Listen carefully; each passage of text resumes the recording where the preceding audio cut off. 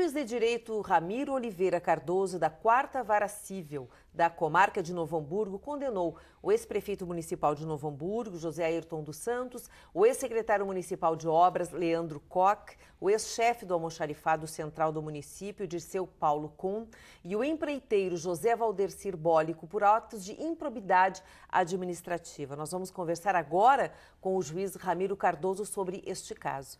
Bem-vindo, prazer em recebê-lo aqui no programa Justiça Gaúcha. Obrigado.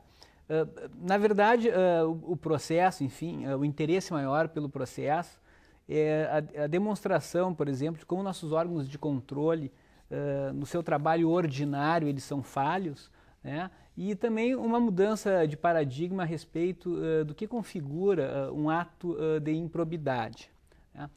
O caso, assim, aparentemente simples, ele inicia com uma provocação realizada pelo um vereador de Novo Hamburgo em um ofício encaminhado ao então prefeito, reclamando, né, alertando que haveria desvios no almoxarifado central de Novo Hamburgo. Quer dizer, de materiais. Materiais de construção. Certo. Então, assim, ó, telha, sacos de cimento, não desses materiais, mas assim o que tem dentro do almoxarifado.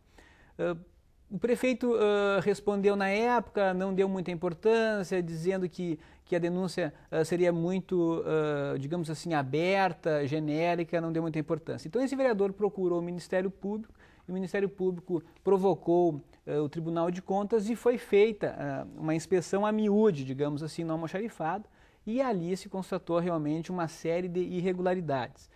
Desde falha no sistema de entrada e saída de mercadorias, inclusive às vezes alguns funcionários iam lá, olha, vou pegar X sacos de cimento e eu trago amanhã a solicitação, e a solicitação não vinha.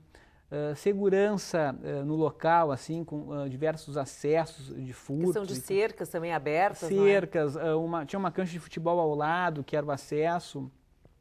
Também, na hora da retirada dos materiais, não havia quem controlasse. Então, a pessoa estacionava um caminhão lá e com uma finalidade X, vamos supor, de 100 barras de concreto, e se quisesse levar 200, levava, porque ninguém fiscalizava. Self-service. Tudo ao contrário do que acontece na iniciativa privada, né?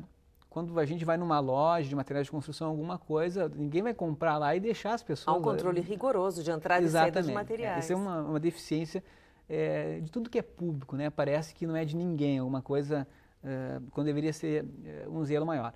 Bom, a partir dessa fiscalização, o Ministério Público fez um estudo com base nos gastos municipais e se apurou que naquele ano de 2004 houve um gasto de em torno de 200 milhões de reais. Desses 200 milhões, 11 milhões seriam com compras, tá? E pelo almoxarifado de Novo Hamburgo passaria a rubrica de 1 milhão de reais, né? 900 e poucos mil reais. Então o Ministério Público ajuizou a ação de improbidade, não mais assim apontando esse desvio ou aquele desvio, porque a desorganização era tanta que não conseguiu se apurar isso. Quer dizer, todo o sistema estava contaminado. Estava, né? contaminado, né? E aí acontece então essa responsabilização, né, pela falta de controle, pela desorganização administrativa. E aí que vem a questão dessa mudança de paradigma, digamos assim, nas ações da improbidade, porque se nós formos olhar a doutrina, de regra, há um jargão que, certa feita, um ministro do STJ disse que a lei da improbidade, ela não pune o administrador inábil, ela pune só o corrupto, né? E isso, dito por um ministro, tem mais força do que lei. Só que isso é uma meia-verdade, né? Porque o que a gente vê no trato da coisa pública, a gente vê muita inexperiência, né? Muito desperdício, e sempre, digamos assim, os administradores invocam, né? Olha, eu não agi com dolo, eu não tive vontade de ganhar nada e tal, e a culpa nunca é responsabilizada. E isso mudou, né? Inclusive os organismos internacionais recomendam a punição não só da corrupção pública, mas também a punição das negligências manifestas, né, nas imprudências. É uma nova, claro que não vai ser punido da mesma forma que a corrupção, né? Aquele que bota o dinheiro no bolso, enfim. Mas esses desperdícios, eles têm que ser controlados e têm que ser punidos também. Tá certo. A sentença saiu há pouco, não é? Foi agora no mês Foi dia 9 de julho. 9 de Cabe julho. recurso, enfim, eu não estou aqui sendo dono da verdade, né? Não isso.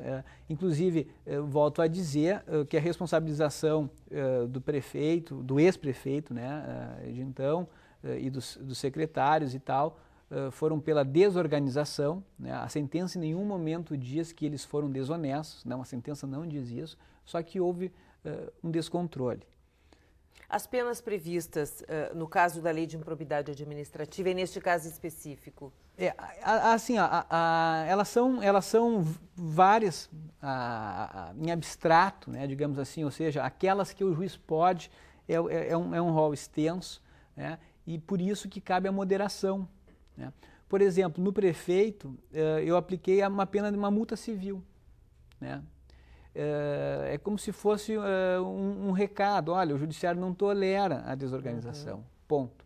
Não se mexeu em direito político dele, né? Não se cassou, ele Deve pode... haver alguma devolução para os cofres públicos? Não, neste caso não, porque não se apurou o valor, entendeu? Não tem não se chegou no caso do prefeito, do ex-prefeito, do secretário, do diretor do almoxarifado, não há uma imputação a eles de que eles tenham levado alguma coisa, né? Então eles estão sendo punidos pela desorganização. Né? O empreiteiro só que teria desviado algumas caixas de luz lá, que era um valor até insignificante, que é um valor de R$1.000 e poucos, este sim foi punido com o dever de restituir, né? Mas isso é importante, a lei de improbidade, a gente pode trabalhar as condutas dolosas, culposas e flexibilizar a punição. Agora, eu acho que tem que haver uma mudança de paradigma, e eu já falei isso, na sentença eu não disse isso, mas é uma coisa que eu tenho para mim, que esses movimentos de junho de 2013, eles atingem a todos. O senhor fala das manifestações de rua que estão acontecendo em todo o Brasil. Em todo o Brasil, exatamente. Porque a gente fala que o problema é do Congresso, o problema são das leis, o problema são dos administradores, e eu acho que atinge também o judiciário.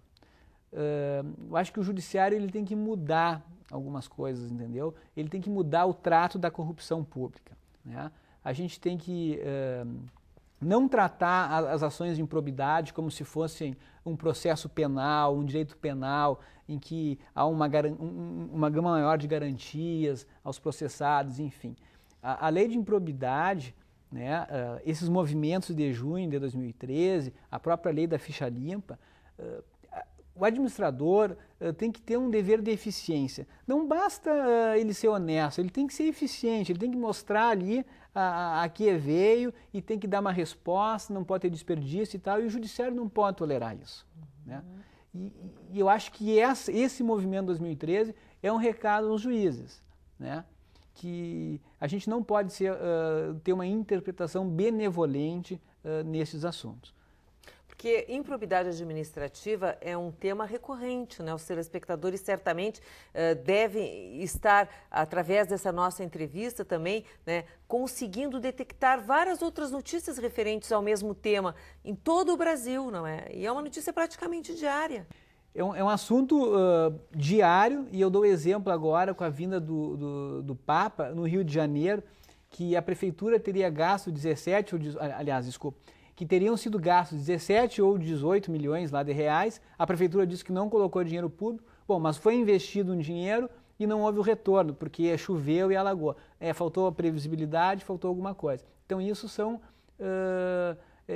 desorganizações administrativas e que o dinheiro, enfim, vai sendo aplicado e tal, e no final acaba não havendo uma punição de políticos, né? E não só políticos, como servidores de carreira e tudo mais.